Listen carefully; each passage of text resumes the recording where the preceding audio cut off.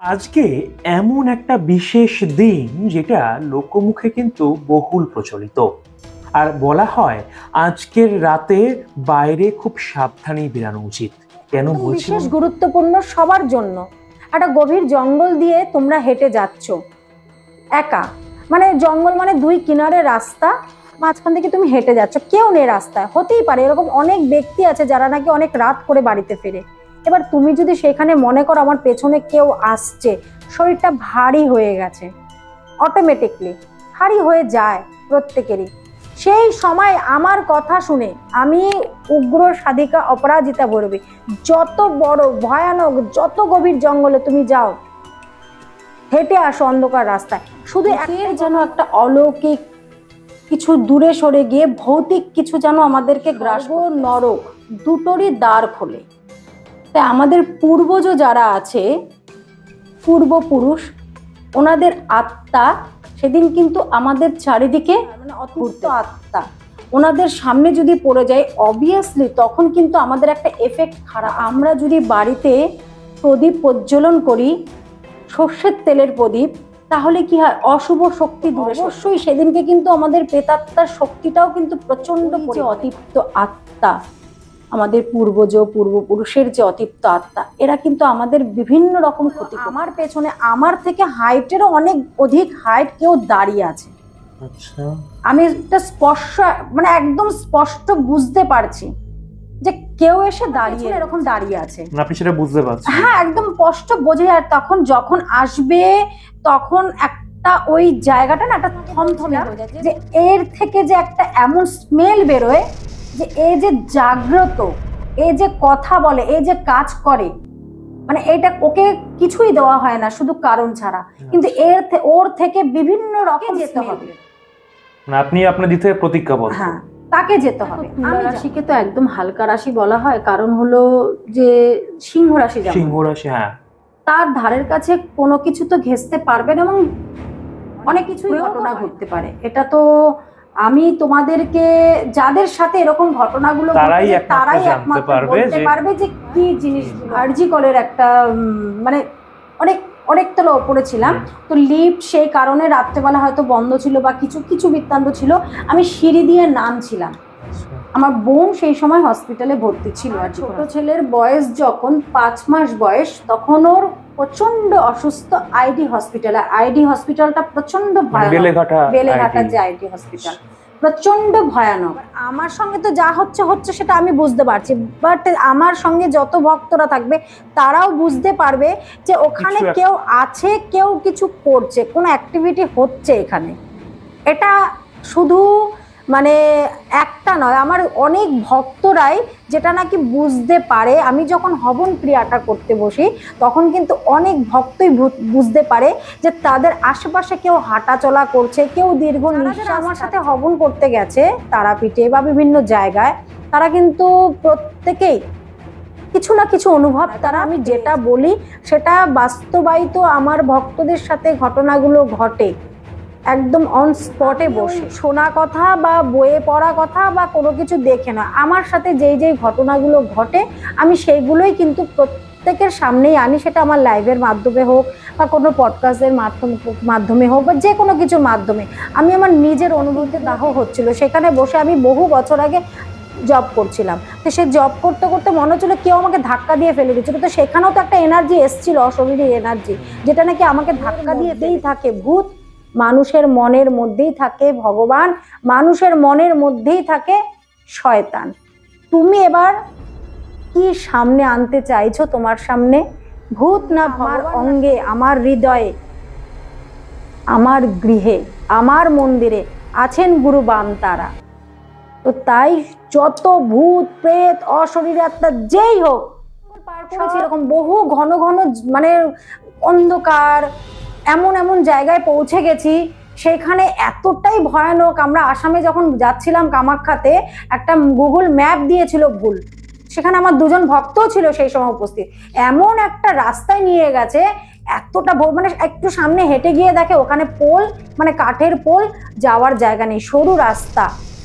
একটা ভয়ানক থমথম, কোনো মানুষ না তার ঢোকার ওই ভেতরটাতে ঢোকার আগের মুখটাতেই ছিল দেবাদিদেব মহাদেবের একটা মন্দিরের মতন ছোট্ট, ব্যাস ওখানেই গ্রাম শেষ। তারপর দিয়ে যে ওখানে কি আছে, চিক্ষাতি মা লজটাতে আমরা ছিলাম, বাংলো বাড়িটাতে, এতটাই ভয়ানক ওই জায়গাটা, অনেক কিছুরই গুছাতে গুছাতে, কেন দুনিয়া আমাদের রেডি করতে হয়, গুছাতে গুছাতে এক ঝলক দেখলাম কেউ আমার সামনে আসলো, মারণ বান যখন চালান করে শরীরটাতে। যদি ভাবছি কেউ ব্যবসায় আর্থিক উন্নতি বা আর্থিক লাভ, বা ধরুন কারোর রোগ পীড়ায় ভুক্তভোগী বা সেখান থেকে ওভারকাম করার নিরুপায়, এই ধরনের কিছু টোটকা যদি আমাদের দর্শকদের দিনে অবশ্যই ঘিয়ের প্রদীপ তুমি ঘরে জ্বালাবে।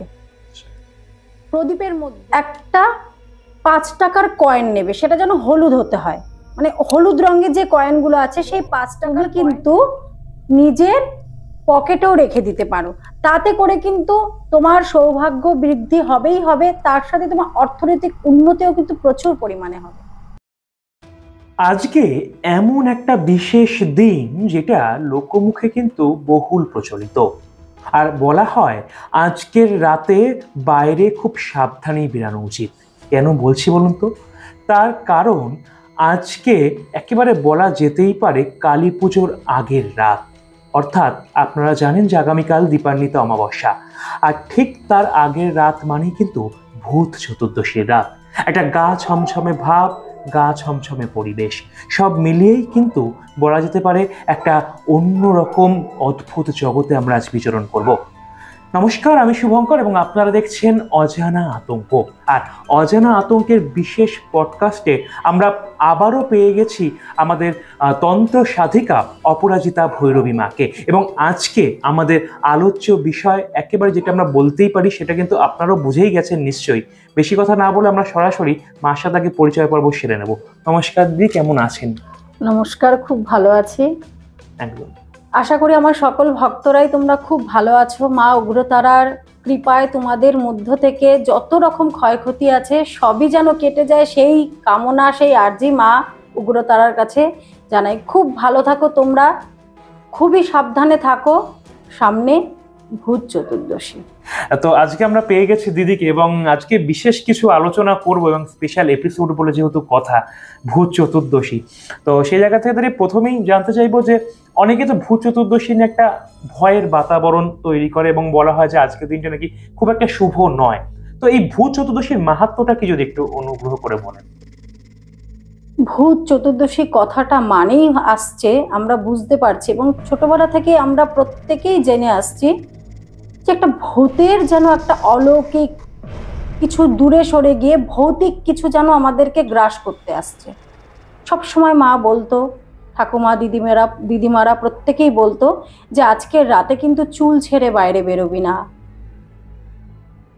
ঘর থেকে বাইরে বেরোবি না, চারিদিকে যেন একটা আলো করে রাখতো, আলোকিত, যাতে আমরা সেফ থাকি, যাতে আমরা মানে একদম সুরক্ষিত থাকি। তো কথাটা সত্যি, কারণ ভূত চতুর্দশী কথাটা হলো এই চতুর্দশীর রাতে কিন্তু এই স্বর্গ নরক দুটোরই দ্বার খোলে। তাই আমাদের পূর্বজ যারা আছে, পূর্বপুরুষ, ওনাদের আত্মা সেদিন কিন্তু আমাদের চারিদিকে ঘুরতে থাকে, ওনাদের আত্মা যেন শান্তি পায়, আমরা যেন ওনাদেরকে শান্তি দিতে পারি, তার কারণে কিন্তু আমাদের চারিদিকে ঘুরতে থাকে। যে বিষয়টা হয় যে আমরা ওই সময় যদি কেউ ওনাদের ওই আত্মা মানে অতৃপ্ত আত্মা ওনাদের সামনে যদি পড়ে যায়, অবভিয়াসলি তখন কিন্তু আমাদের একটা এফেক্ট খারাপ আসতে থাকে, শরীর অসুস্থ হতে থাকে। সেই কারণে কিন্তু এই ভূত চতুর্দশীটাকে কিন্তু খুব বড় একটা মাহাত্ম্য রেখেছে, যে ওই দিনকে, কারণ আমাবস্যা কৃষ্ণপক্ষ মানে চারিদিকে অন্ধকার।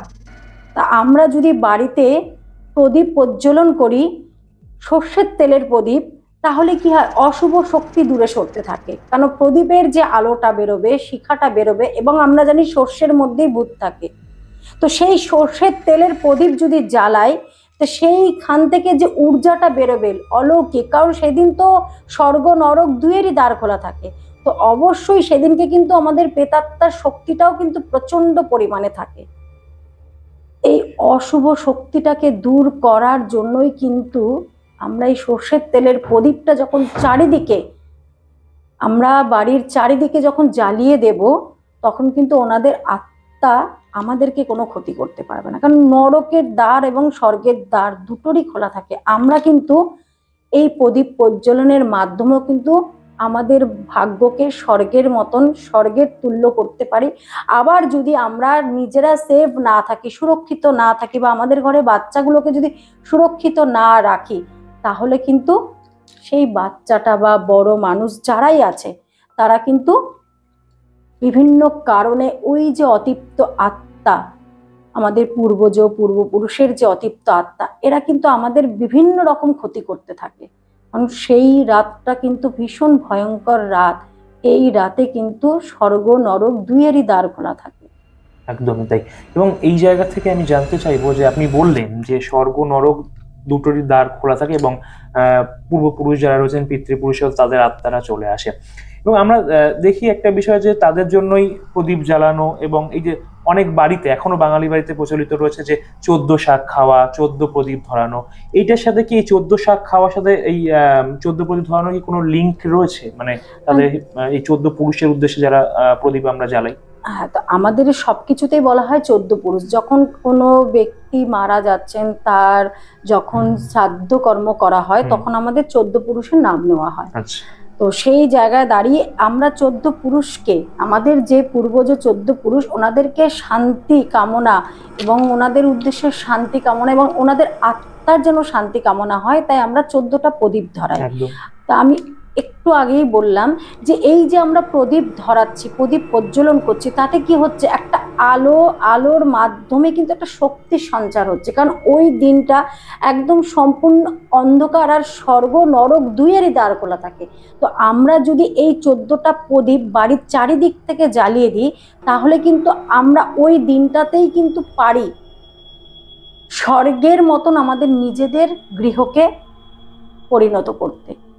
আর কারণ অন্ধকার, তো অন্ধকারে সব সময় আলো মানেই হচ্ছে ঈশ্বর, অন্ধকার মানেই হচ্ছে ভৌতিক কারণ। আবার আরেকটা দিকে অনেকে ব্যাখ্যা করে বলেন, আমি শুনেছি যে পিতৃপুরুষ যারা আসেন তাদের যাতে কোনো অসুবিধা না হয়, তার জন্যই নাকি আলো দিয়ে তাদেরকে পথ দেখানো হয়। এটা কতটা বাস্তব? আমি আজকে দীর্ঘ বছর ধরে যখন আলো ধরাচ্ছি এই যে 14 পুরুষের উদ্দেশ্যে, তো আমি সবসময় একটা জিনিস অনুভব করেছি যে আমি যখন, কারণ হলো দেখো, এই যে তুমি যে কথাটা বললে যেন ওনাদের পথ দেখানোর জন্য, আমি অবশ্যই প্রদীপ প্রজ্বলন করে আমি পথ দেখাচ্ছি। সেখানে কিন্তু 14 পুরুষ, পিতৃপুরুষরা যে স্বর্গে বা নরকে গমন করবে সেটা নয় আমার কাছে। কেন, দীর্ঘ বছর ধরে যখন আমি এইভাবে প্রদীপ প্রজ্বলন করেছি ছোট থেকেও, এবং আমি তন্ত্র সাধন পথে আসার পরও প্রত্যেকে, শুধু আমি নয়, সব ঘরেরই গৃহবধূরা প্রদীপ প্রজ্বলন করে থাকে। আমি আলোটা যে জ্বালাচ্ছি 14 প্রদীপ আমার গৃহে এবং আমার মধ্যে এবং আমার বাড়ির বাস্তুর প্রত্যেকটি মানুষের সুরক্ষার জন্য আমি কিন্তু প্রজ্বলন করছি প্রদীপটা। ওটাই কি সুরক্ষা বলয়ের কাজ? ওটা সুরক্ষা বলয়ের কাজ। আচ্ছা। যাতে ওনাদের অশুভত্ব যেন আমাদের গৃহে, আমাদের মধ্যে প্রবেশ করতে না পারে। আমরা মন্দিরে সব সময় একটা প্রদীপ জ্বালিয়ে রাখি। এটা কিসের জন্য? পূর্বপুরুষকে কি সব সময় আমি পথ দেখাচ্ছি? আমার মন্দিরে বা প্রত্যেকটি মন্দিরে, প্রত্যেকটি গৃহের সুরক্ষার জন্য এই যে তেলের যে প্রদীপটা, সরষের তেলের প্রদীপটা জ্বালালে সর্ব অশুভ দূর হয়। আর ঘিয়ের প্রদীপ যখন জ্বালানো হয় তখন কিন্তু একটা ঐশ্বরিক শক্তি, সৌভাগ্য শক্তি কিন্তু আমরা গৃহে টেনে আনতে পারি। কারণ আমাদের আত্মাটা তো অবিনশ্বর, দেখা যায় না। এই যে প্রদীপের দেখবে যে আত্মা যদি দেখানো যায়, যে আত্মার যে একটা আকার, আমরা তো আত্মার আকার এইভাবে দিতে পারি না, তবে আমরা বিভিন্ন ভিডিও, বিভিন্ন কিছুর মাধ্যমে দেখবে প্রদীপের মতনই একটা শিখা থাকে। এটা কতটা শক্তিশালী, সিনেমাতেও যেগুলো ভূতের সিনেমা প্রদীপের মতনই থাকে। যে ভূত যদি আসে, মানে দেখায় তো সিনেমাতে যে ভূত যদি আসে, একটা প্রদীপের মতন শিখার মতন আলো আসছে, কারোর মধ্যে প্রবেশ করে যাচ্ছে। তাহলে এই যে প্রদীপ প্রজ্বলন হচ্ছে, যেই আমাদের মানে শিখাটা, এই শিখাটার দ্বারাই কিন্তু ওই আলোর মাধ্যমেই কিন্তু আমাদের ঘরে সৌভাগ্য, ঢুকছে স্বর্গ থেকে, যেহেতু সেদিনকে স্বর্গের দ্বার খোলা। আচ্ছা। আর যে প্রদীপের যে শিখার যে চারিদিকে যে আলোটা পড়ছে, সেই জায়গায় সেই যতটুকু জায়গা আলো পড়ছে ততটুকু জায়গা পর্যন্ত কিন্তু অশরীরী আত্মা, অতৃপ্ত আত্মা কিন্তু প্রবেশ করতে পারছে না। আচ্ছা। এটা অনেকেই হয়তো বলছে যে ওনাদেরকে দেখানোর জন্য, পথ দেখানোর জন্য, যে স্বর্গের পথ আর নরকের পথ। আমার কাছে এটা দীর্ঘ বছর ধরে যখন আমি এই প্রদীপ প্রজ্বলন করছি, তো তাতে করে আমি উপলব্ধি করেছি যে ওই সময় সর্ব অশুভ শক্তি কাটিয়ে আমার গৃহে, আমার মন্দিরে এবং আমার মধ্যে যেন অলৌকিক শক্তি একটা প্রবেশ করছে।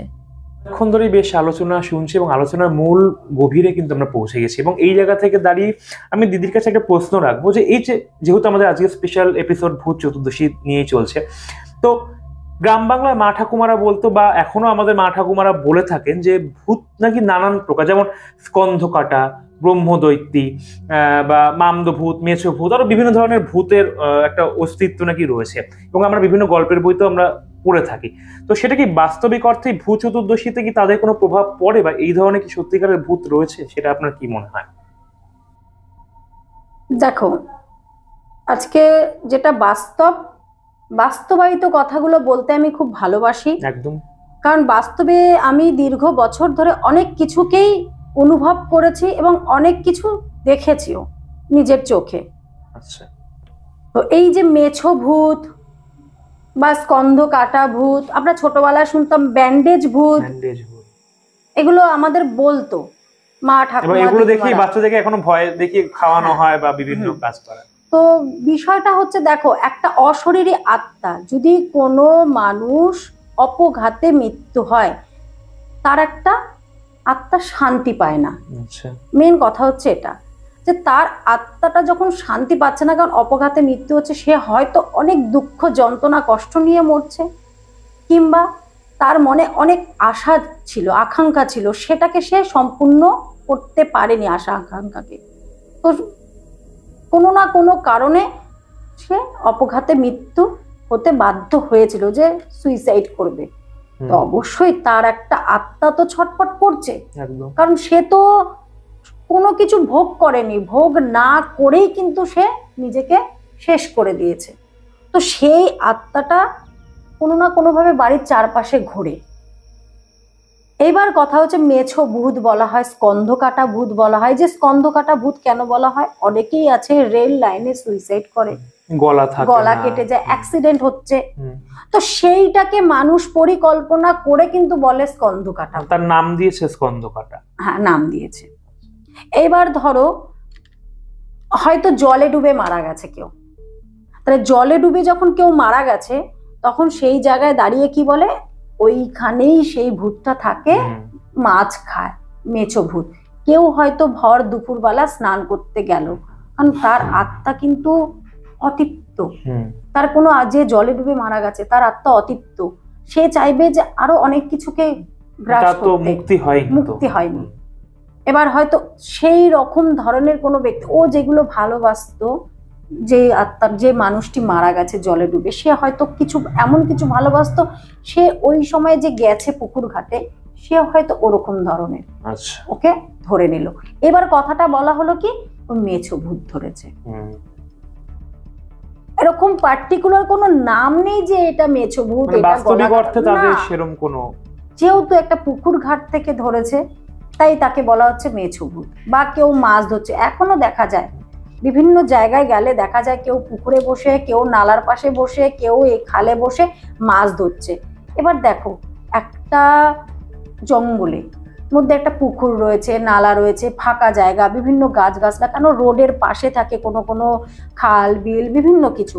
বিষয়টা কি হয়, যে একটা আস্থানা তৈরি হয়ে যায়, রাস্তা দিয়ে মানুষ যাচ্ছে, সেখানে অ্যাক্সিডেন্ট হলে, অপঘাতে মৃত্যু, সেই জায়গাটার একটা সেই ঊর্জাটা থাকে, ওইখানেই তার অ্যাক্সিডেন্ট হয়েছে, বা ওখানেই জলে ডুবে মরেছে, বা ওইখানে গাছ, কোনো পুকুরের পাশে বা কোনো জায়গায় কেউ হয়তো গলায় দড়ি দিয়েছে।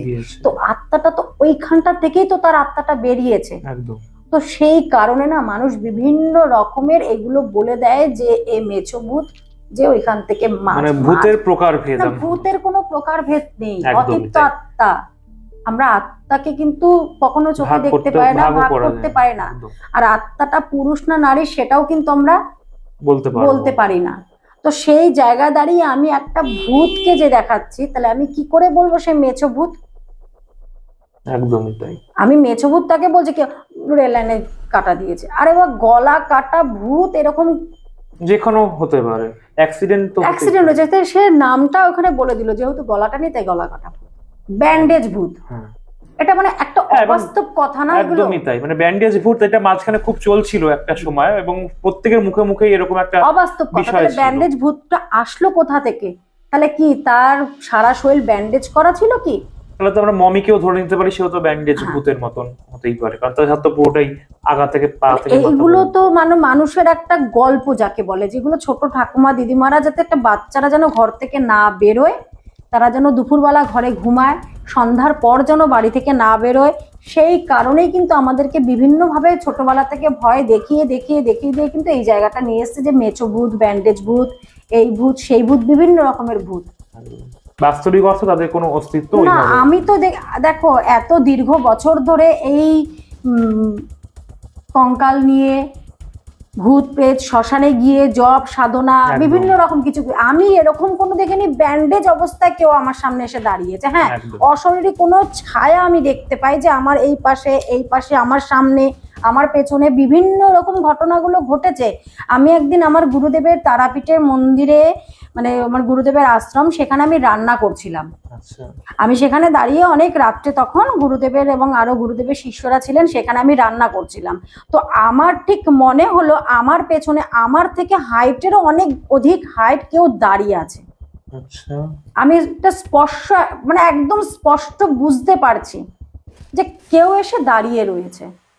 আমি চুপচাপ আর কোনো ঘাটটা না নাড়িয়ে চুপচাপ রান্না করছি। আমিও সেটাকে ফিল করার চেষ্টা করছি যে কতক্ষণ সেরকম ভাবে দাঁড়িয়ে থাকতে পারে। আমারও বেশ ভালো লাগছিল সেই সময়টা, কারণ যেহেতু উগ্রতারা আমার সাধনা করি, অবশ্যই সেগুলো সামনে আসবে, মায়ের অনুচরেরা পরীক্ষা তো নিতেই আসবে। একদম।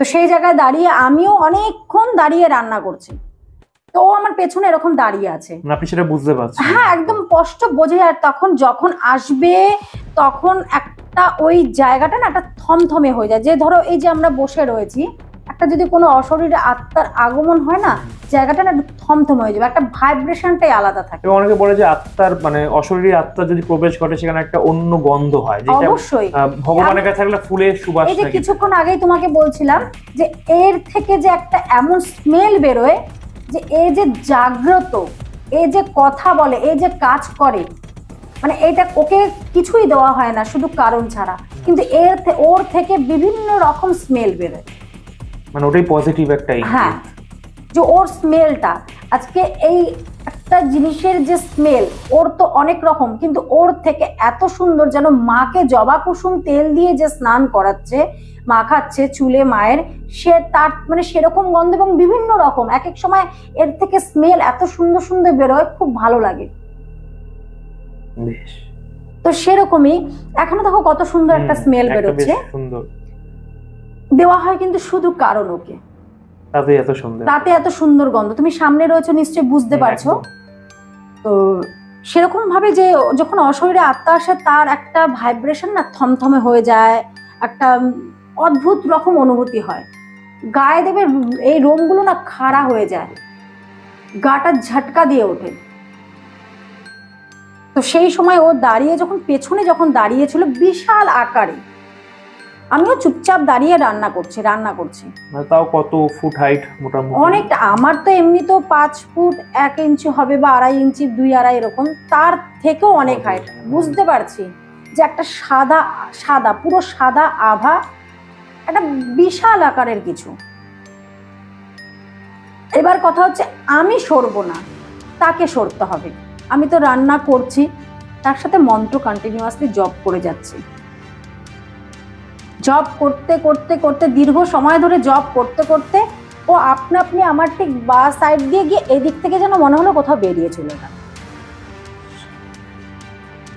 এরকম দীর্ঘ সময় দীর্ঘ এরকম পরীক্ষা নেওয়া। হ্যাঁ, তো এই যে আমি তখন কি বলবো, সে কি ব্রহ্মদৈত্য? তাহলে সে কি ভূত?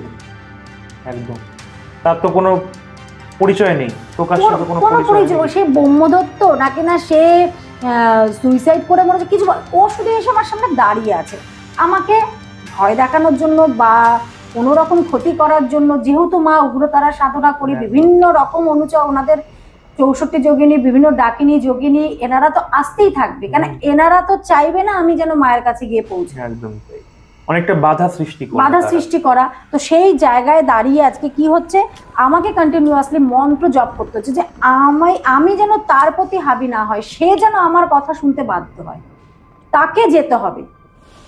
আপনি আপনার দিতে প্রতিজ্ঞাবদ্ধ। হ্যাঁ, তাকে যেতে হবে, আমি যাব না, আমি সরব না, আমি কিছু করব না, আমি শুধু আমার বীজ মন্ত্র জপ করে যাব, তাকে তার জায়গা করে বেরিয়ে যেতে হবে, আমি আমার জায়গা স্টিল নাও দাঁড়িয়ে থাকি। আচ্ছা, এবার একটা বিষয় জানবো যে আপনি বিভিন্ন ভূতের নিয়ে তো আমরা আলোচনা করছি, এবং সেখান থেকে দাঁড়িয়ে অনেকে বলে যে যাদের নাকি হালকা রাশি তাদের ওপর নাকি ভূত বা এই ধরনের যে অশরীরী আত্মা তাদের প্রকোপ নাকি বেশি হয় এবং তারা নাকি বেশি করে ভর করে বা চাপে। এটা কতটা বাস্তব, এটা কি সত্যি হয়? দেখো, তুলা রাশিকে তো একদম হালকা রাশি বলা হয়, কারণ হলো যে সিংহ রাশি, হ্যাঁ, তার ধারের কাছে কোনো কিছু তো ঘেঁষতে পারবে না এবং অনেক প্রয়োগও হয় না। বা তুলা রাশিটা যেহেতু তুলা, কথাটা যে তুলা রাশি চলে আসছে এবং একদম হালকা, সেই মানুষটা না খুব নরম টাইপের, তার মনটা খুব নরম টাইপের হয়। তো এবার তাকে যখন তুমি গিয়ে দেখবে একটা আচমকা পেছন দিয়ে গিয়ে হই করলে, সে কিন্তু এমনি ভয় পেয়ে যায়। তো সে যখন না একটা কোনো কিছুকে দেখবে বা একটা হরর ফিল্ম দেখছে, সেটাতেও সে ভয় পেয়ে যাবে। এবং তো অনেকে আছে এরকম সিনেমা দেখতে দেখতে কোনো ভূতের জায়গায়, যেটা আমরাও দেখেছি বা শুনেছি, যে এরকম নাকি হার্ট অ্যাটাক হয়ে যায়, মানে কোনো ভয়ের প্রচন্ড কোনো ভৌতিক কিছু দেখলে। তো সেটাও কি এইটার কারণেই হতে পারে, মানে এরকম যার হার্ট মানে মন একদম দুর্বল, অবশ্যই সে অনেক কিছুকে দেখেই সে সহ্য করতে পারবে না। যার হার্ট খুব স্ট্রং, সে অনেক কিছুকে পার করে আসতে পারবে জীবনে। অনেক বড় বড় কিছু ঘটনা ঘটে গেল, সে সেটাকে মানিয়ে নিয়ে চলতে পারবে। যার হার্ট একদম দুর্বল, সে তো সামান্য, আমি কি বললাম, এই যে আমরা এখানে কথা বলছি, হুট করে কেউ ঢুকলো একটা এরকম একটা জায়গা, এই জায়গাটা দেখে তার একটা আতঙ্ক মনে চলে আসবে, হার্টটা দেখবে ধাপ ধাপ করতে থাকবে। তো এই জায়গাটা যে তুলা রাশি যারা, তাদের মনটা খুব হালকা মানে নরম, তারা অল্পতেই মানে একটু ভয় পেয়ে যায়। তো সেই কারণে কি হয়, তারা কিন্তু যে কোনো কিছু, যে ঈশ্বরের স্থানে গেলেও মনে হবে তার সামনে ঈশ্বর দাঁড়িয়ে আছে, এবং কোনো ভৌতিক জায়গা গেলেও মনে হবে তার সঙ্গে সঙ্গে হয়তো পেছন পেছন ভূত আসছে। এবং অনেকে আছে যারা একটু মানে বলে যে যারা ধরুন লাশ কাটা ঘরে যারা কাজ করে বা মর্গে হসপিটালে, তারা তাদের সাথে অনেকে এরকম মানে অনেক সময় বিভিন্ন ধরনের ঘটনা ঘটে, কিন্তু তারা তাদের কাজটা করে যায়। তো সেক্ষেত্রে মানে তারা তো তাদের ডিউটিটা দিচ্ছে, তো তারা যেটা অনুভব করছে, তো সেটা কি আদৌ সেই সময় দাঁড়িয়ে কি সত্যি তাদের সাথে ঘটে, নাকি এটা তাদের উপলব্ধি বা মানসিক উপলব্ধি বলে আপনার মনে হয়? অবশ্যই অনেক কিছু ঘটে, এই নয় যে উঠে বসে পড়ে। দেখো, যে লাশ কাটে বা যে লাশ পোড়ায় বা যে ডক্টর যেই হোক, ডোম থেকে শুরু করে সবাই আমি কি তুমি কি প্রত্যেকেই একটা মানে অপঘাতে মৃত্যু হয়েছে। আমরা না আমাদের মনের মধ্যে কি হয়, একটা প্রত্যেকেই দেখবে অপঘাতে মৃত্যু মানেই হচ্ছে তার আত্মা যেন নড়ছে চড়ছে, এখানে আছে ওখানে আছে, একটা মনে হয় মাইন্ডের মধ্যে একটা সেট তৈরি হয়ে যায়, একটা মাইন্ডের মধ্যে সেট হয়ে যায়। এবং আত্মা বলে তো কিছু আছে, অনেক কিছুই ঘটনা ঘটতে পারে। এটা তো আমি তোমাদেরকে, যাদের সাথে এরকম ঘটনাগুলো তারাই একমাত্র বলতে পারবে যে কি জিনিসগুলো হয়। যারা হয়নি তারা কখনোই বিশ্বাস করবে না যে করবে না।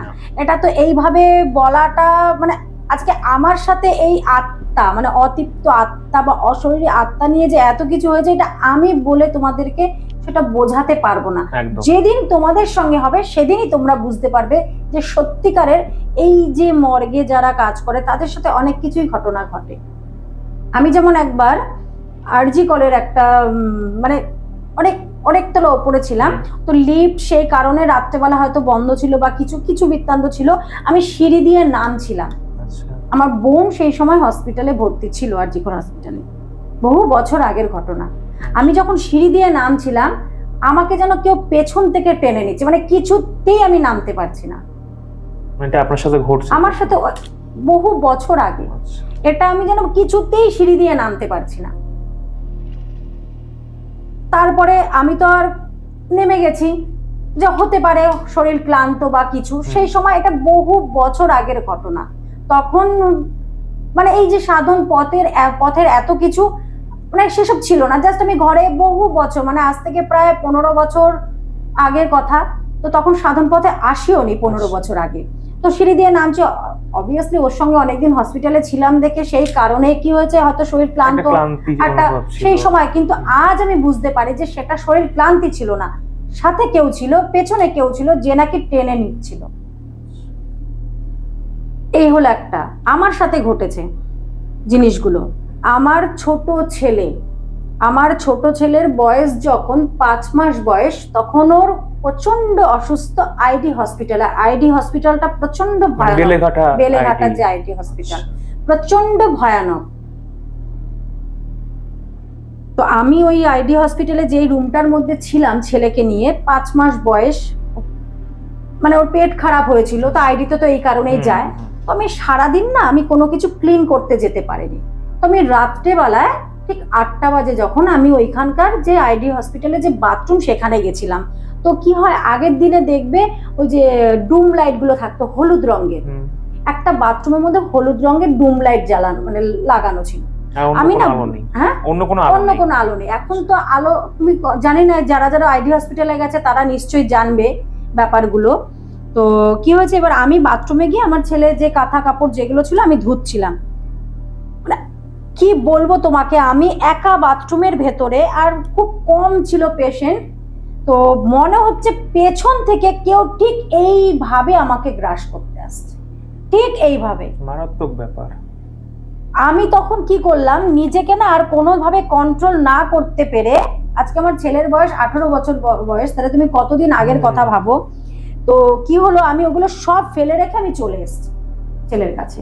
মানে আমি বুঝতে পারছি কেউ আমার পেছনে আসছে, এটা যার সাথে এরকম ধরনের হয় একমাত্র সেই বলতে পারবে।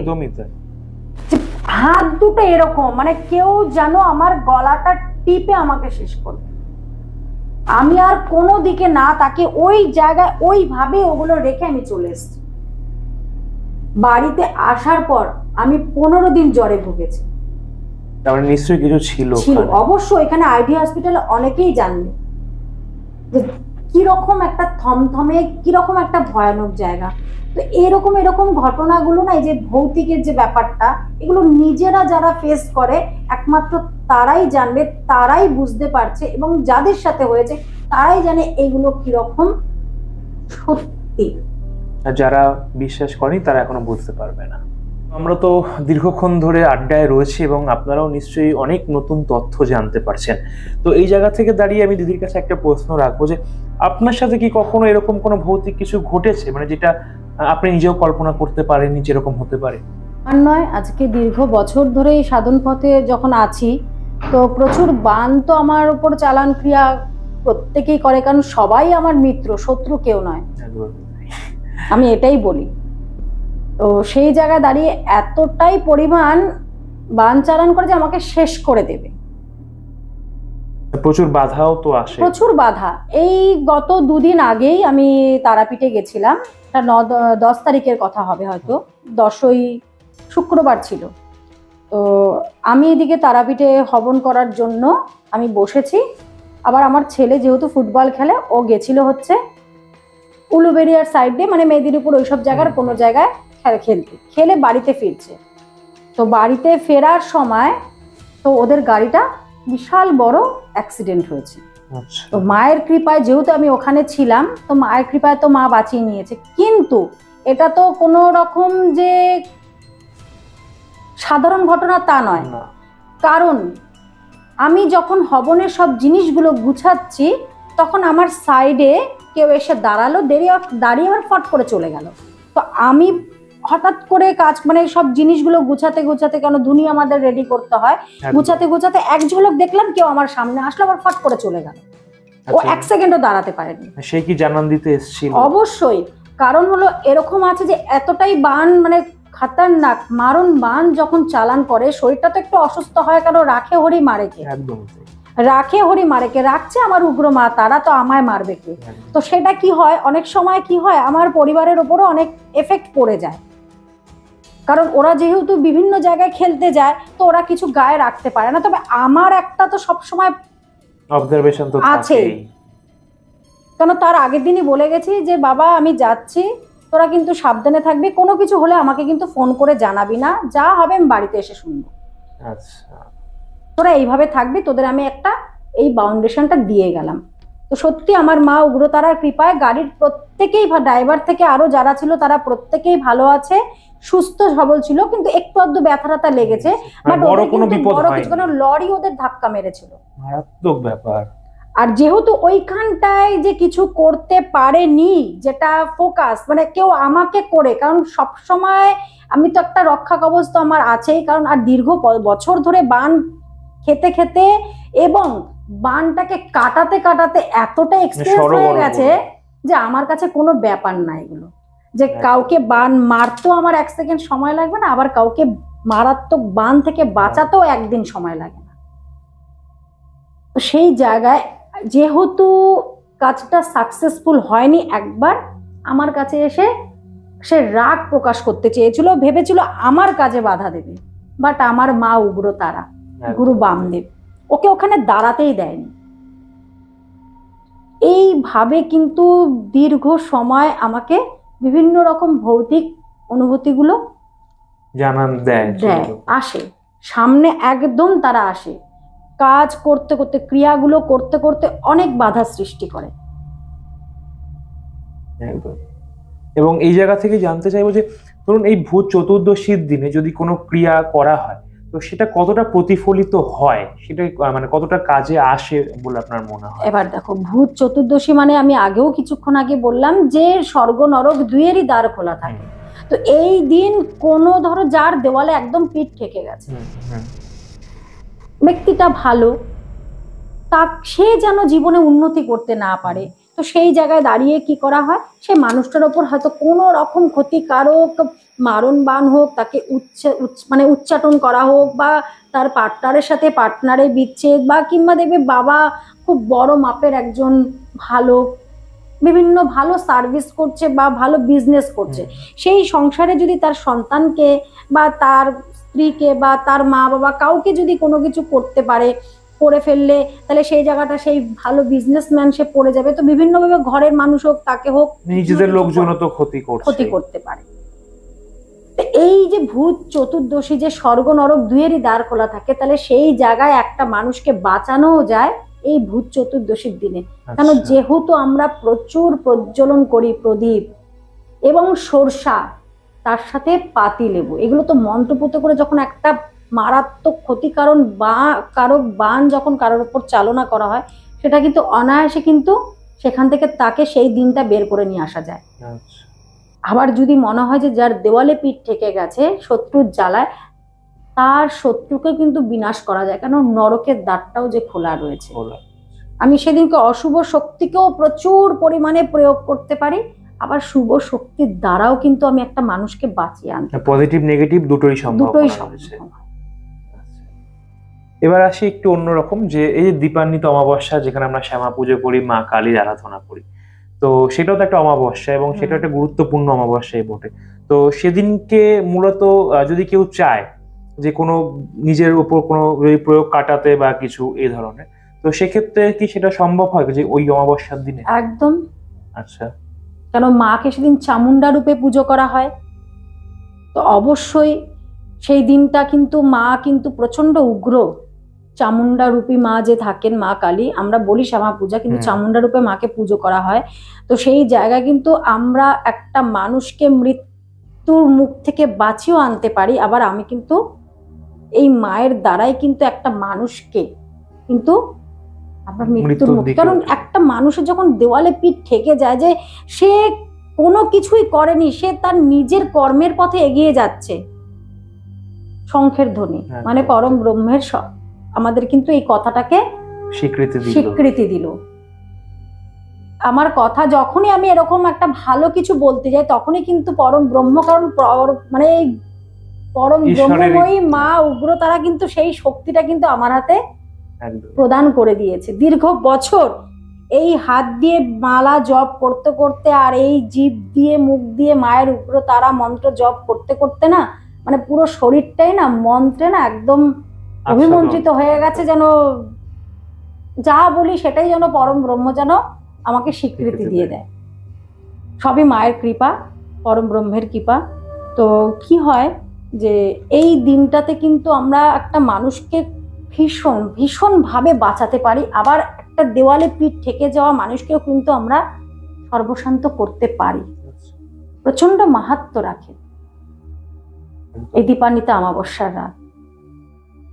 সব দিক থেকে একটা যে অসুস্থ ব্যক্তি তাকেও কিন্তু এই সময়টা কিন্তু অনেক রকম প্রক্রিয়ার দ্বারা মহামৃত্যুঞ্জয়, হ্যাঁ একদম মানে সব থেকে বড় একটা সাধকের জীবনে এই যে দীপান্বিতা অমাবস্যা, একটা সাধক যখন সে বিভিন্ন মানে সাধনা করে, সাধনা অনেক রকম মন্ত্র, কিন্তু সে যদি তার বীজ মন্ত্রকে প্রচন্ড অনেক পাওয়ারের সাথে শক্তির সাথে জপ করে আর তার সাথে যদি সঙ্গী থাকে, এবং এই যে আমরা দেখি যে একটা তো ভূচতুর্দশী দিন আমরা 14 প্রদীপ ধরাই বা 14 শাক খাই, এবং তার সাথে সাথে দীপান্বিতা অমাবস্যার দিনকেও আমরা প্রদীপ জ্বালাই কিংবা আমরা মোমবাতি জ্বালাই।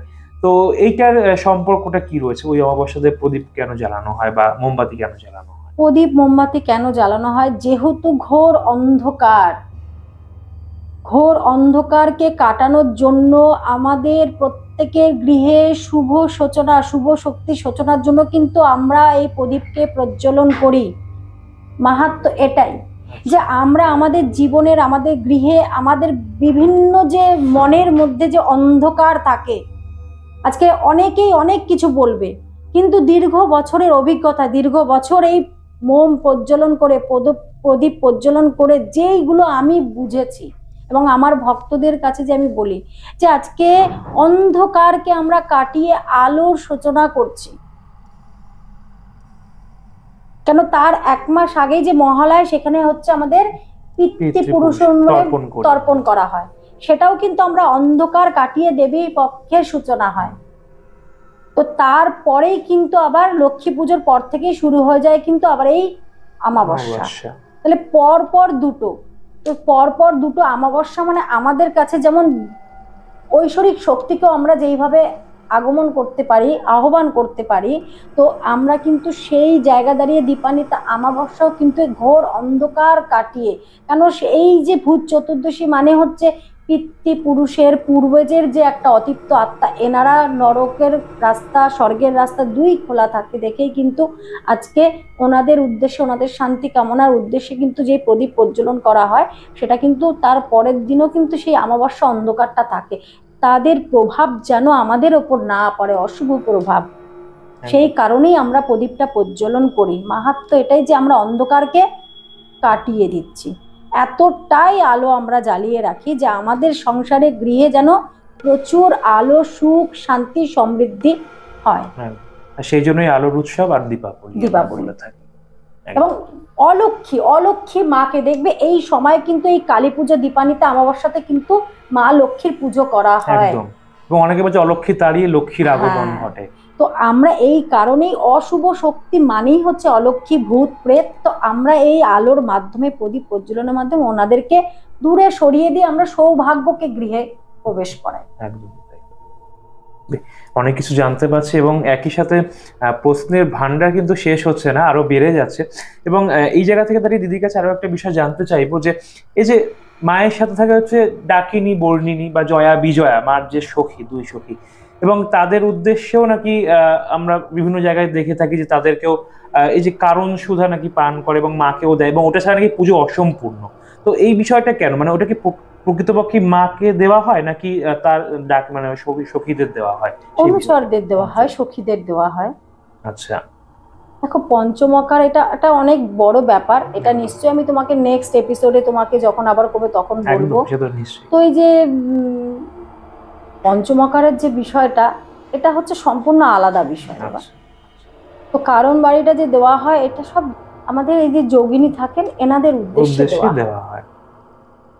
বেশ, যেমন প্রেত ভোগ, যে আমরা শ্মশানে যখন কোনো ক্রিয়া করি আমরা ওনাদের উদ্দেশ্যে মানে পিতৃপুরুষ বা সব প্রেত কুলকে আমরা একটা নিবেদন করছি। এবং তাদেরও কি কোনো আলাদা পুজো আছে বিশেষ, মানে প্রেতদের? হ্যাঁ অবশ্যই, ওনাদের একটা আলাদা পুজো করে ওনাদের যে একটা ভোগ, সেটা দই চিড়ে, তোমার ওই মাসকলাই থাকবে, কালো তিল থাকবে, কলা থাকবে, খই ঠই সব দিয়ে একটা সুন্দর সুগন্ধিত ঘি দিতে হয়। যতটা সুগন্ধিত করা যায়, যতটা সুস্বাদু করা যায়, সেই ভোগটা যে বাকছি কালো তিল মাসকলাই সবকিছুর দ্বারা, তো সেই ভোগটা যখন দিচ্ছে একটা সুন্দর সুগন্ধি, তখন আমরা প্রেতের উদ্দেশ্যে যখন পুজো, এটা একটা বলি দিতে হয় মন্ত্রপুত করে, যখন আমরা দিচ্ছি তার মধ্যে মাছ থাকে এবং সর ভাজা যে মিষ্টি, ভাজা মিষ্টি সেগুলো দিতে হয়, বিভিন্ন রকম কারণ দিতে হয়, দিয়ে যখন আমরা ওনাদের উদ্দেশ্যে দিচ্ছি, একটা কিন্তু ওনাদের কিন্তু সেই জায়গাটা কিন্তু ওনারা আসে, যখন আমি মানে পুরো একদম সম্পূর্ণ মন্ত্রপুত করে বিধি অনুযায়ী যখন দিচ্ছি, ওনাদের কিন্তু ওখানে আগমন হয়। যখন চিতাতে বহু বছর ধরে চিতাতে কাজ করে যখন ওনাদেরকে ভোগটা নিবেদন করা হয়, এবং আমি প্রত্যেক অমাবস্যায় কিন্তু আমাদের এখানে কাছেই যে শ্মশান আছে, আমি কিন্তু এখানে গিয়ে অমাবস্যাতে কিন্তু ভোগটা নিবেদন করে আসি। এবং এই নিবেদন তো নিশ্চয়ই আলাদা কোনো তিথি রয়েছে বা সময় রয়েছে, আর শনিবার যুক্ত, যদি কোনো সময় শনিবার কোনো সময় কোনো ক্রিয়া হয়তো কোনো কিছু চালান করছি, তখন গিয়ে আমি সেই ভোগটা আমি ওখানে প্রদান করে আসি, যেন আমার এই কাজটা যেন খুব তাড়াতাড়ি শীঘ্র হয়ে যায়। আজকের এই বিশেষ এপিসোডে আমরা দিদির কাছ থেকে তো বিভিন্ন ধরনের ভৌতিক বা যেটা কল্পনা মিশ্রিত বিভিন্ন ঘটনা আমরা শুনলাম, তবে বাস্তবিক অর্থে দাঁড়িয়ে কিন্তু আজকের দিনে যে মাহাত্ম্য, সেই মাহাত্ম্য এক কথা আমরা বলতেই পারি যে অত্যন্ত গুরুত্বপূর্ণ। তার কারণ যে বিষয়টা নিয়ে আজকে আমরা আলোচনা করছি, সেই বিষয়টা একদিকে যেমন খুবই গুরুত্বপূর্ণ, অন্যদিকে কিন্তু আপনাদের জন্য অবশ্যই তাৎপর্যপূর্ণ বটে। এবং এই জায়গা থেকে দাঁড়িয়ে দিদির কাছে আরো বিশেষ কিছু জিজ্ঞেস করবো যে আজকের দিনে ধরুন যারা যদি ভাবছে কেউ ব্যবসায় আর্থিক উন্নতি বা আর্থিক লাভ, বা ধরুন কারোর রোগ পীড়ায় ভুক্তভোগী বা সেখান থেকে ওভারকাম করার নিরুপায়, এই ধরনের কিছু টোটকা যদি আমাদের দর্শকদের জন্য দেন, আজকে কি কি করলে তারা এই সমস্ত সমস্যা থেকে নিরাময় হতে পারবে? ভূত চতুর্দশীর দিনে অবশ্যই ঘিয়ের প্রদীপ তুমি ঘরে জ্বালাবে। প্রদীপের মধ্যে কাঁচা হলুদ বেটে ঘিটার মধ্যে দিয়ে দেবে, দিয়ে তুমি প্রদীপটি 24 ঘন্টা জ্বালিয়ে রাখো, তাতে করে সৌভাগ্য বৃদ্ধি হবে। আচ্ছা। একটা 5 টাকার কয়েন নেবে, সেটা যেন হলুদ হতে হয়, মানে হলুদ রঙের যে কয়েনগুলো আছে, সেই 5 টাকার কয়েনটা হাতে নিয়ে 1008 বার ওং শ্রীং মহালক্ষ্মী নমঃ এই মন্ত্রটি জপ করে হলুদ কাপড়ে মুড়ে তুমি কিন্তু নিজের পকেটেও রেখে দিতে পারো। তাতে করে কিন্তু তোমার সৌভাগ্য বৃদ্ধি হবেই হবে, তার সাথে তোমার অর্থনৈতিক উন্নতিও কিন্তু প্রচুর পরিমাণে হবে। বেশ।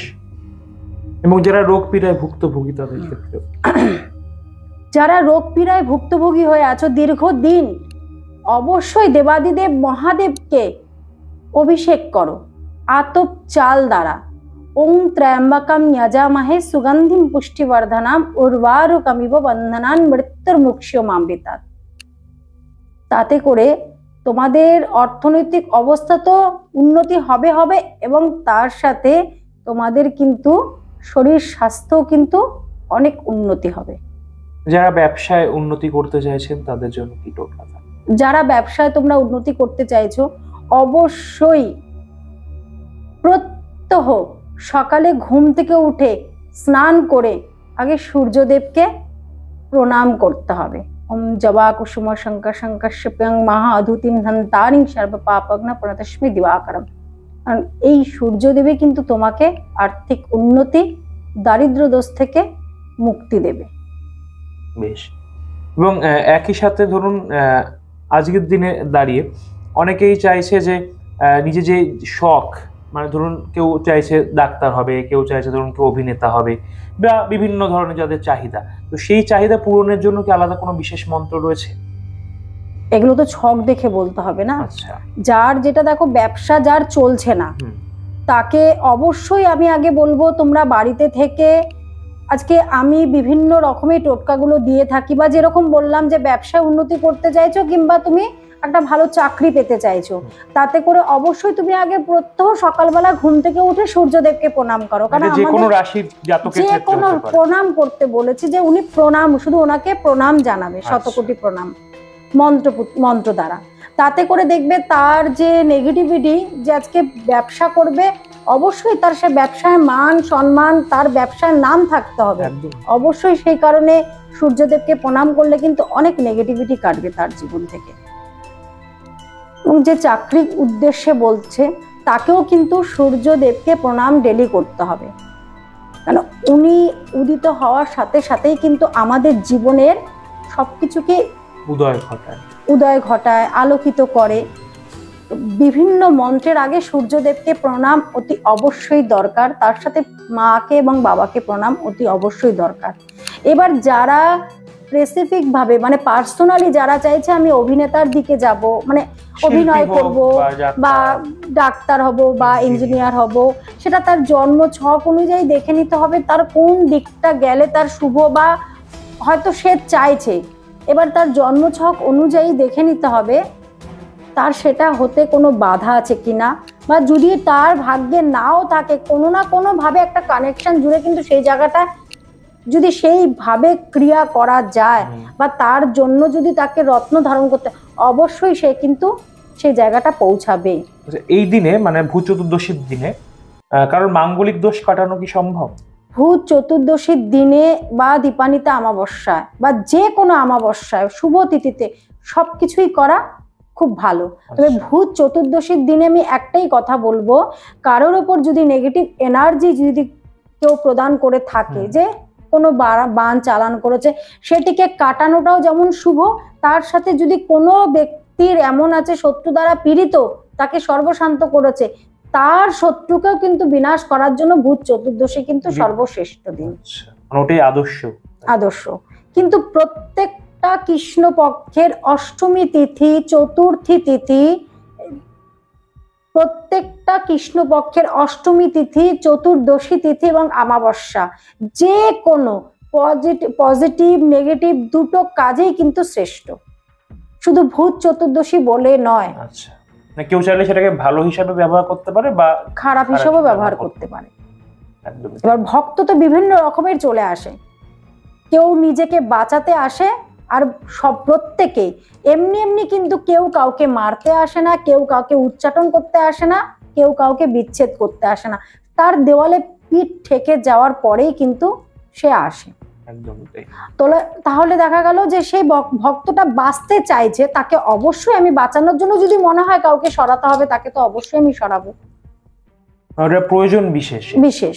আচ্ছা, তো সেই কারণে বিষয়টা হচ্ছে যে কোনো কৃষ্ণ পক্ষের অষ্টমী তিথি, চতুর্দশী তিথি এবং অমাবস্যা তিথিটাকে যদি আমরা বিভিন্ন মানুষের ক্ষয়ক্ষতিকে কাটাতে পারি, তাতে করে অনেক তাড়াতাড়ি ফলপ্রদ হয়।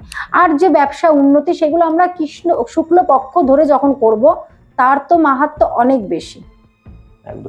একেবারে আলোচনা প্রায় শেষ মুহূর্তে চলে এসেছে, এবং এই জায়গা থেকে দাঁড়িয়ে জানতে চাইবে, এবং দর্শকদেরও অনেকের একটা জিজ্ঞাসা থাকেই প্রতি বছর, মানে প্রতিদিনই আমাদের বিভিন্ন ধরনের যে পডকাস্ট গুলো আসে কম বেশি, সেখানে কমেন্টও অনেকে লেখেন, যে সেটাই আজকে আর কি করছি আপনাকে, যে এই যে ভূত, মানে আমরা তো মেইনলি ভূতের উপর টপিক নিয়ে যেহেতু আমরা আলোচনা করছি, তো অনেকে বলেন যে যেটা অতীত হয়ে গেছে সেটা কি আমরা ভূত হিসাবে ধরি, এবং সেই জায়গা থেকে দাঁড়িয়ে ভূত আর ভৌতিক, এবং সাহিত্যিক শীর্ষেন্দু মুখোপাধ্যায় তিনিও বিভিন্ন ধরনের ভূতের গল্প তিনিও লেখেন, এবং বাচ্চাদের বিশেষ করে আকর্ষণীয়। সেই জায়গা থেকে দাঁড়িয়ে বাস্তবের সাথে তো একটা নিশ্চয়ই কানেকশন রয়েছে, পরলোক বা ইহলোকের আমরা যেটাই বলি না কেন। তো ভূত চতুর্দশী তিথিটা কতটা আদর্শ, মানে যে কোনো তন্ত্র সাধনার ক্ষেত্রে, বা যদি আমরা কেউ চাক্ষুষ উপভোগ করতে চাই যে নেগেটিভ এনার্জিকে, সেদিনকে কি তারা কি সরাসরি ধরা দেন, যদি তার মানে ভক্তদের চাহিদা থাকে, বা তারা কি দেখতে পাবেন এরকম কিছু?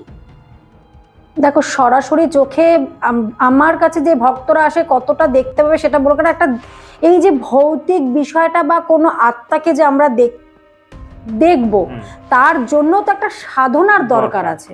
সবাইকে তো ধরা দেবে না, সবাইকে তো ধরা দেবে না। অনেকে জিজ্ঞেস করে যে আমরা তো কখনো দেখিনি, আমরাও দেখতে চাই, তো সেটা কি? অবশ্যই তারা অনুভব করতে পারবে। ধরো আমি এমন একটা জায়গায় নিয়ে গিয়ে তাদেরকে বসে আমি ওখানে বীজ মন্ত্র জপ করতে থাকবো। এবার আমার সঙ্গে তো যা হচ্ছে সেটা আমি বুঝতে পারছি, বাট আমার সঙ্গে যত ভক্তরা থাকবে তারাও বুঝতে পারবে যে ওখানে কেউ আছে, কেউ কিছু করছে, কোনো অ্যাক্টিভিটি হচ্ছে এখানে। এটা শুধু মানে একটা নয়, আমার অনেক ভক্তরাই যেটা নাকি বুঝতে পারে। আমি যখন হবন ক্রিয়াটা করতে বসি তখন কিন্তু অনেক ভক্তই বুঝতে পারে যে তাদের আশেপাশে কেউ হাঁটা চলা করছে, কেউ দীর্ঘ নিঃশ্বাস ছাড়ছে, বহুভাবেই কিন্তু উপলব্ধি করতে পারে। এবং তাদের তো যখন তখন কোনো ক্ষতি হতে পারে, সেখান থেকে আপনি কি তাদেরকে আগে থেকে প্রোটেকশন দিয়ে রাখেন? মানে যদি কোনো রকম, দেখো আমি যেখানে বসে ক্রিয়া করছি অবশ্যই আমার সেটা একটা দায়িত্বের মধ্যে পড়ে যে না, আমার ভক্তদের যারা আমার কাছে রয়েছে তাদের যেন কোনো রকম ক্ষতি না হয়। আমি তো তাদেরকে কখনো ক্ষতি হতে দিতে পারবো না, তারা উপলব্ধি যেন করতে পারে সেরকম ভাবে কিছু একটা আমি করি। যখন প্রত্যেকেই দেখে, যারা যারা আমার সাথে হবন করতে গেছে তারাপীঠে বা বিভিন্ন জায়গায়, তারা কিন্তু প্রত্যেকেই কিছু না কিছু অনুভব তারা পেয়েছে যে কেউ ওখানে আছে। আর আমি একে সবসময় সব জায়গায় নিয়ে যাই না বা সবসময় সঙ্গে রাখি না, কিন্তু এর যে এনার্জিটা সেটা কিন্তু সবসময় আমার সাথে থাকে। তো সেই এনার্জিটাই অনেককে অনেক কিছু বুঝিয়ে দেয়। এবং আরো ধরো তাদের ওপর কেউ কোনো নেগেটিভ এনার্জি চালান করেছে, সেই এনার্জিটা যখন বেরিয়ে গেছে সে রাগটাও যে প্রকাশ করছে সেটাও কিন্তু তারা বুঝতে পারে ওখানে বসে।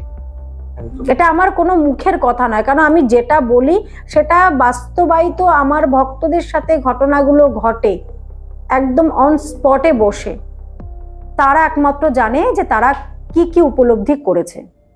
এবং অনেকে বলেছে আগুন দেখলে নাকি ভূত বা ধরনের নেগেটিভ এনার্জি তারা নাকি সামনে আসে না, এটা কি সত্যি? আগুনকে কি তারা ভয় পায় প্রকৃত অর্থে? দেখো আমাকে তো প্রদীপ জ্বালিয়ে দীর্ঘদিন জব করতে হয়, হ্যাঁ, তবে আমি ওর সামনে আমি কিন্তু কোনো মোম জ্বালাই না, বাট আমি তো আগুনকে সামনে রেখেই তো সবকিছু করছি। আগুন বলে নাকি পবিত্র এনার্জি। তো অনেকেই হয়তো অনেক কিছু বলে, আমি আমার নিজের যে চ্যানেল ভিডিও সেখানেও আমি কিন্তু সবসময় আমি সবার থেকে একটু আলাদা।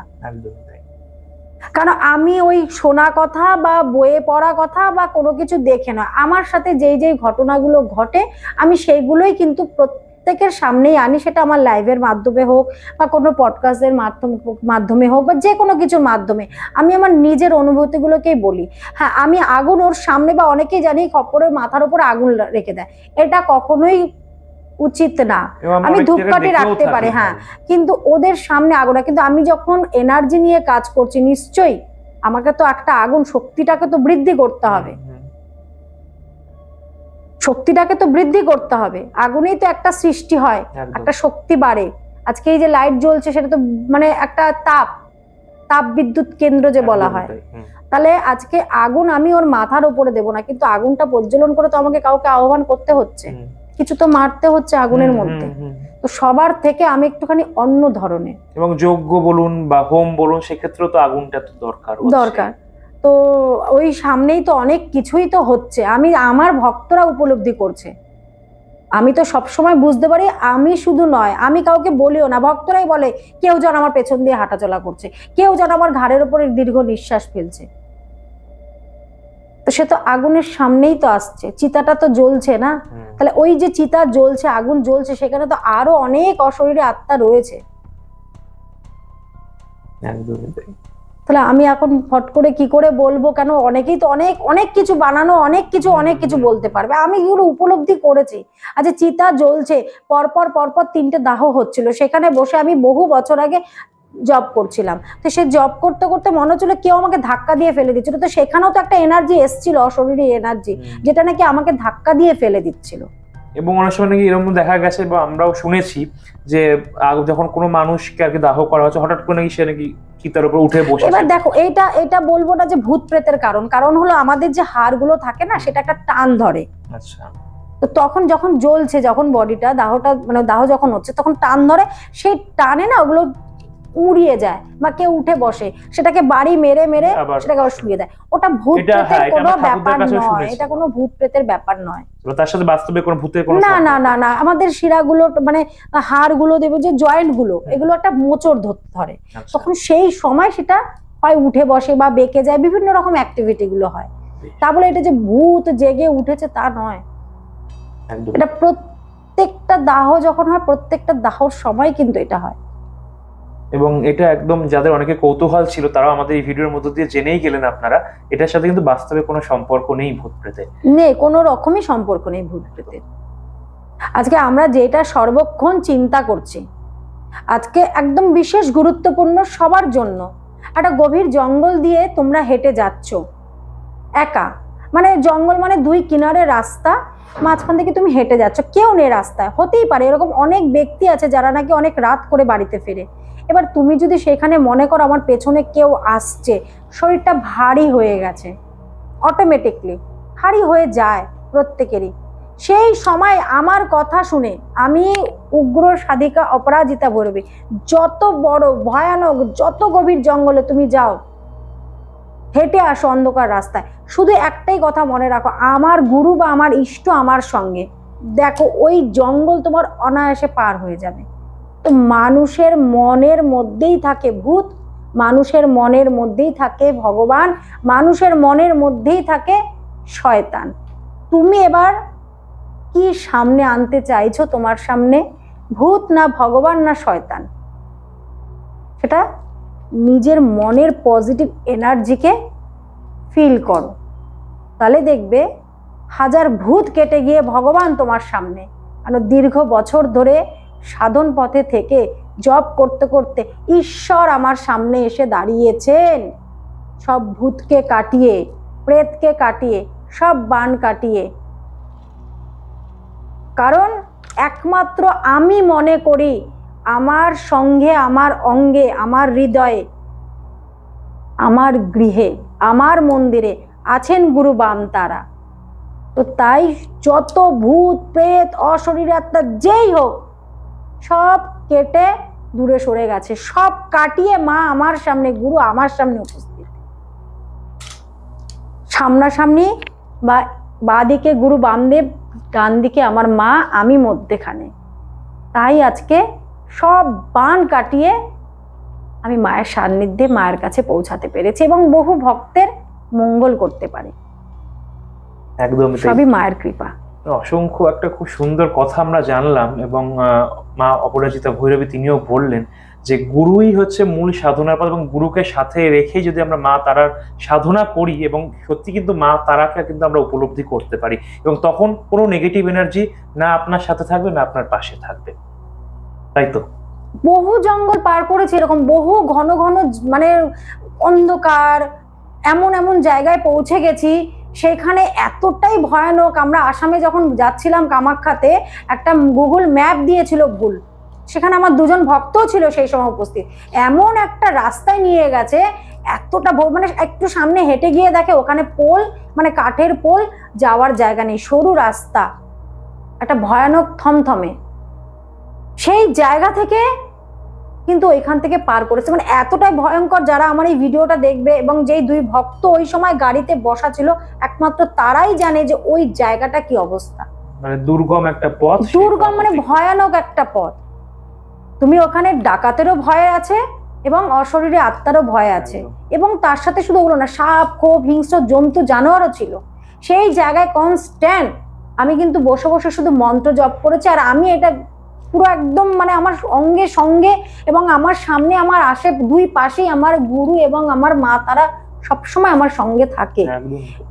ভীষণ ভয়ানক ভয়ানক, ভীষণ খতরনাক জায়গা থেকেও কিন্তু মা আমাকে পার করে নিয়ে এসছে। এখনো পর্যন্ত আপনার দেখা বা আপনার ঘোরা সবচেয়ে ভয়ানক জায়গা কোনটা মনে হচ্ছে? এত তো জায়গা গেছেন আপনি, আপনার হিসাব অনুযায়ী কোনটা বেশি ভয়ানক, যেখানে সাধারণ মানুষ সচরাচর গেলে?